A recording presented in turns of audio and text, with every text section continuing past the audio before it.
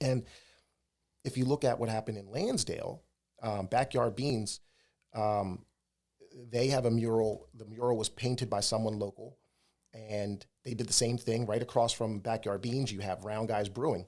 They got together, they shut that street down. They would almost create that little festival feeling. There were people that would come and play music, and there were people who would come have beer and just enjoy their community. Mm-hmm.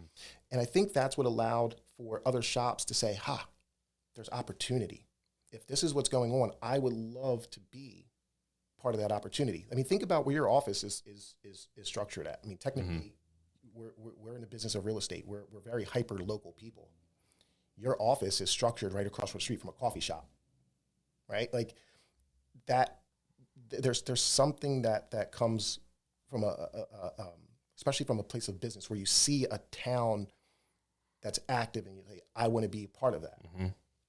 And I think that's what started to happen in a lot of these different areas. Like I said, Lansdale, you had several different breweries come in.